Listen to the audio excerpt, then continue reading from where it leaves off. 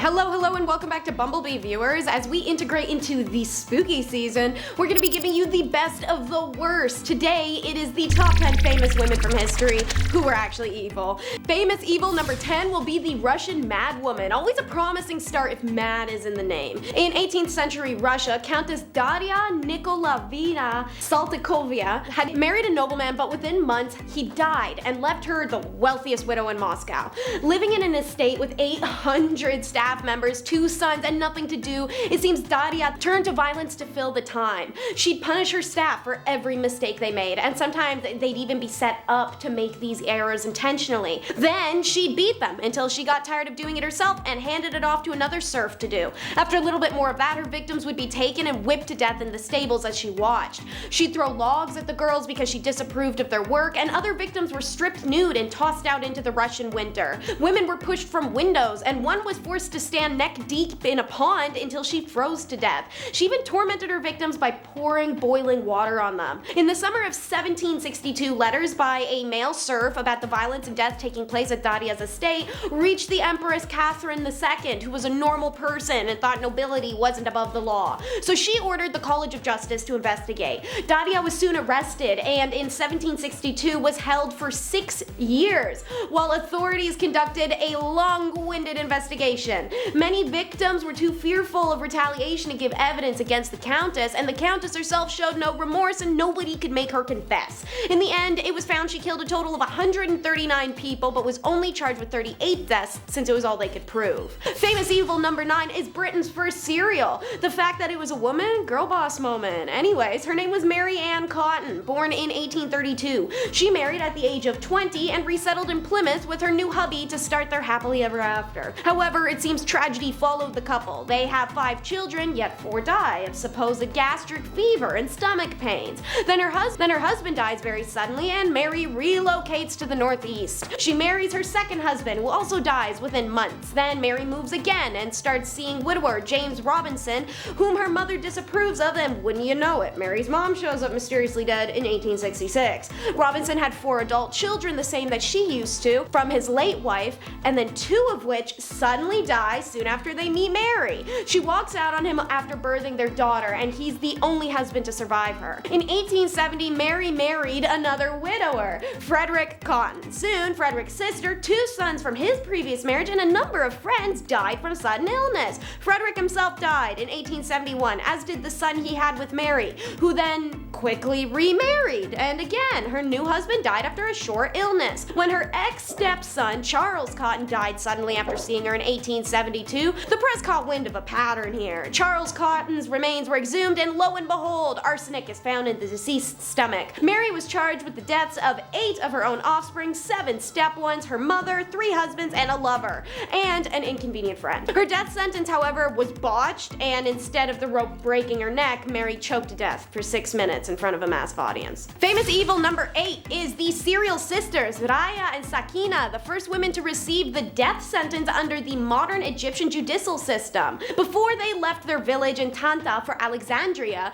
the sisters worked as working girls. Once they moved to Alexandria, though, they started killing, but not out of hatred, just for financial gain. Newsline Mag said it best. The sisters Raya and Sakina Ali Hammam ran several brothels in Alexandria during and after World War I. In 1919 and 1920, they allegedly killed 17 women and stole their gold jewelry, clothes, and money before dismembering and burying them in their own homes. At the time, wealthy women in Egypt didn't put money in banks, preferring to solidify their wealth in the gold jewelry they wore. Stacked bangles, necklaces, ears pierced all the way up to the cartilage, the whole 9 yards. The victims were working girls who used to work in the secret home that was managed by the sisters, or occasionally wealthy market-going women met in town. Most of the victims knew them personally and had even been friends with them for years, and it's this false sense of security that was used to lure the women into one of the 4 homes owned by the sisters, where they'd be plowed full of liquor and substance until a group of men would jump the victim, holding her down and suffocate her with a wet rag. That way they could strip her of her belongings, then bury her beneath the floor tiles.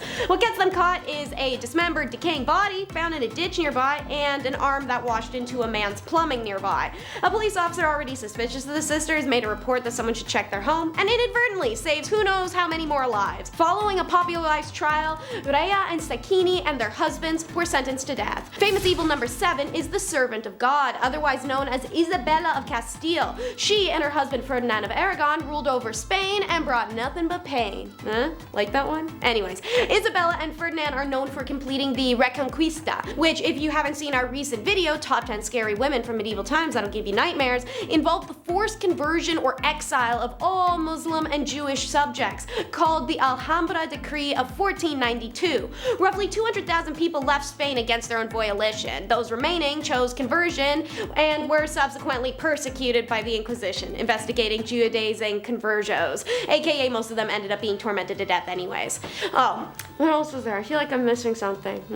Oh yeah, Isabella financed Christopher Columbus's voyage in 1492, leading to the discovery of the New World and the death of 250 million indigenous people in North America. Then, those who didn't die were captured, put into forced labor until there was only about 10,000 left, and now running out and needing more forced laborers, Chris and the homies started stealing people from Africa. So yeah, this B word is the reason all that crap could even go down, yet here comes Pope Paul in 1974, opening her cause to beatification, aka the path to being made an effing saint in the Catholic Church. She was also granted the title of Servant of God in the same year for her exceptional job at contributing to the destruction of multiple continents. But hey, Elena Ceausescu earned it. Elena was a megalomaniac B-word. She grew up being a failure, even called a repetente in school, somebody who was too mediocre to move up to the next grade. She met her husband, Nicolae, at a Romanian communist meeting in their 20s, and the nobodies, ironically, were to become Stalinist stars in the country. Nicolae ascended to the general secretary position of the party in 1965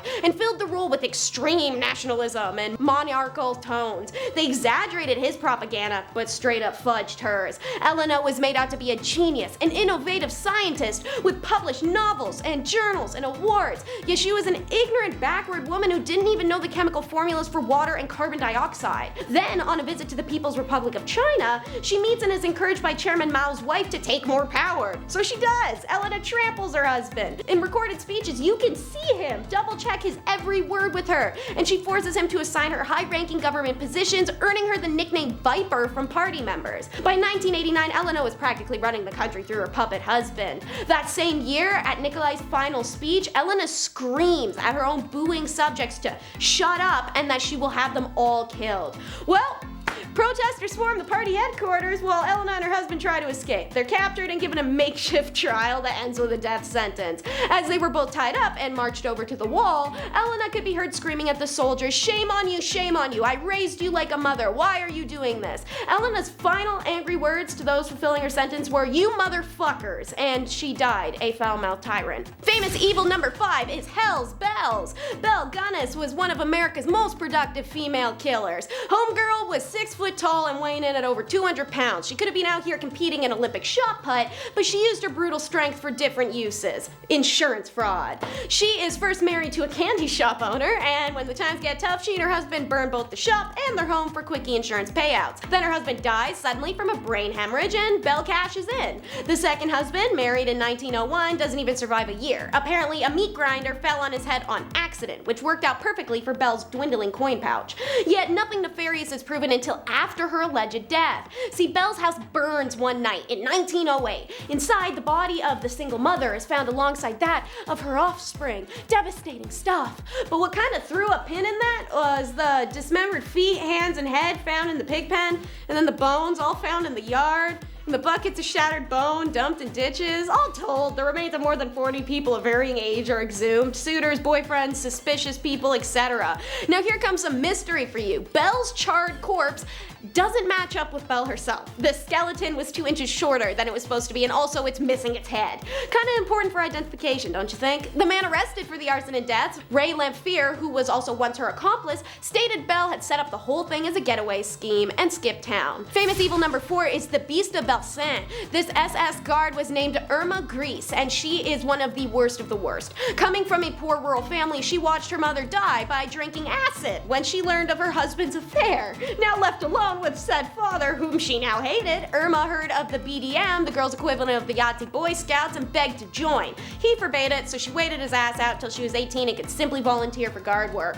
She starts at Ravensbrück and then is transferred to the Big A. Irma had been dealt a bad hand by having such a violent father and and it seemingly rubbed off on her behavior, which isn't an excuse at all. She was cruel, wicked, and patrolled with a whip so she could flog anyone at any time she felt. Apart from being a complete sadist, attacking prisoners and killing them, she was also alleged to have forced intercourse on others, or upon threat of death, make them do it with each other. Yet she's that kind of evil, and it promoted her to the highest rank a lady could get in the SS, senior supervisor. The worst fact written about this woman was she was one of the many party members to request home items, lampshades specifically, be made out of prisoner's skin for her. She owned 3. After the war, she was sentenced to death at the Nuremberg tribunals. Captain Eric Brown, assigned to interrogate some of these people, said that Greece among them was the worst human being I have ever met. Famous evil number 3 is Vampire of Barcelona. So, Enriqueta Martí would have been seen shambling the streets of Barcelona, dressed in rags and smeared with dirt. Don't be fooled, as this was a ruse used to befriend and lure in the hungry off the streets, to vanish into the shadows forever. Later on in the day, she returns home to a comfortable house, sheds her costume, dressing like a woman of respectable means and an alls woman. But when night returned, she's a figure of decadence and luxury, visiting casinos to find new clientele to visit her establishment, a brothel that served a certain type of illegal appetite. See, those she stole from the street were forced into her business, and when death came a knocking on their bruised and broken minds and bodies, she would reduce, reuse, recycle, turning her victims into potions and concoctions.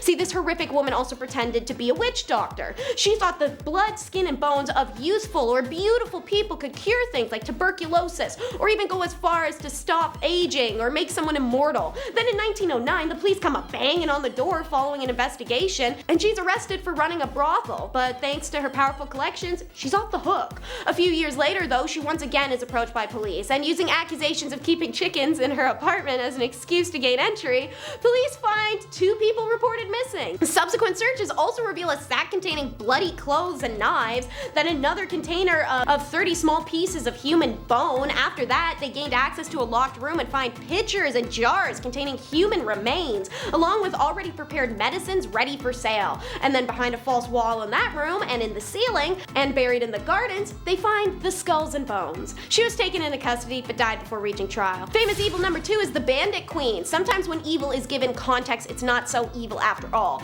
Pretty much no woman on this list received that grace except for Foulon David. Born in 1963, Foulon was married off young, and her older husband violated and beat her regularly. She would run away only to be forcefully returned to him until he kicked her from his home for not fulfilling wifely duties, and she's exiled from her own village. In 79, she catches a charge for stealing, and her time in jail is also filled with bodily violation and beatings. She began to hate men who harmed women and waited in resentment for her moment to strike. Ironically, it's after her freedom from jail when she's suddenly taken captive by a crime syndicate. One member, Vikram, spares her from being violated by the members and kills the group's leader to ensure her safety. Homegirl falls head over heels right then and there. She joins the group and married Vikram. One night they even hit up her old village so she could publicly slay her old husband in the center of town as a warning. Foulon became an integral member of this group. After every successful crime, she would visit the temples nearby and thank the goddess Durga for protection. However, when 2 previous members return and find Vikram killed the leader, they kill him, and Foulon escapes with her life only to once again be jailed, violated, and beaten. When the villagers help her escape, she starts her own crime syndicate, and every crime committed, she funnels money back into poor communities and families. By then, she'd earned the nickname Bandit Queen. 17 months on, 14th of February 1981, she returned to where Vikram had been killed, ready for revenge. Foulon marched into the village dressed as a police officer, and when she failed to find all the men that she was looking for, she ordered her gang to just line up all the upper caste men in one line and let the ammunition fly. She continued on the warpath for 2 more years until February of 1983 she agreed to surrender to the government under specific conditions. She would only surrender to the Madhya Pradesh police, not UP police. She would lay down her arms only before Durga and the Mahatma Gandhi's pictures. She needed affirmation she wouldn't get the death penalty, and that the sentence of the other members of the syndicate wouldn't exceed 8 years, and she also demanded a plot of land for reconciliation and her entire family be escorted by police to the surrender ceremony. The police agreed to everything, and she surrendered and was charged with 48 crimes. Her trial was delayed for 11 years, which she served in prison, and she was finally released on parole in 1994. She actually later joined politics, representing political parties, until she is killed, sadly, outside of her own home in July of 2001 as revenge for the 21 men she killed in the Ben Mai incident. Our last famous evil is the soap maker of Correggio. Born in Montella, Italy in 1894, Leonarda actually did have the tragic life she claimed. She attempted to take her life multiple times in her youth before marrying Raffaele Pansarari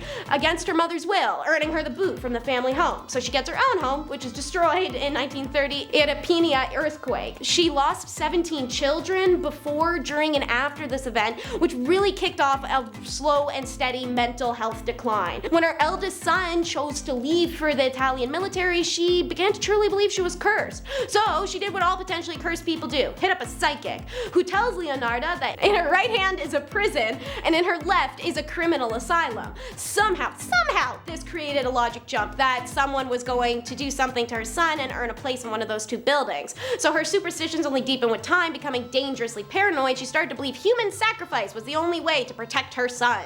Her first victim was a local woman named Faustina, who she invited to her home under some guise. She then gave her a bunch of wine mixed with a bunch of toxins and then killed her with an axe, and the same one she uses to cut her body into pieces. She collected her blood in a basin, dried it, ground it, mixed it with flour, sugar, chocolate, milk, eggs, kneaded into dough, and baked it. To quote her, "I made lots of crunchy tea cakes and served them to the ladies who came to visit." Recipe must have popped off because she killed the next two victims the same way and produced more tea cookies. And while she was at it, she used the flesh, a bottle of cologne, and a pot of boiling water to produce what she called some of the most acceptable creamy soap. I gave bars to the neighbors and acquaintances. Leonarda's mistake was that she thought she had done it all perfectly and she couldn't get caught. But somehow police came to know about her. At first she defended herself, but when the police shifted the blame towards her beloved son, she admitted to everything. Leonarda was sentenced to 30 years in prison and 3 years in the criminal asylum. Guess that psychic was legit. Damn, what a ride! Hope you enjoyed today's Bumblebee video. Be sure to subscribe to The Hive to see more updates from our channel. Drop a like, a comment, and some love below. Bye!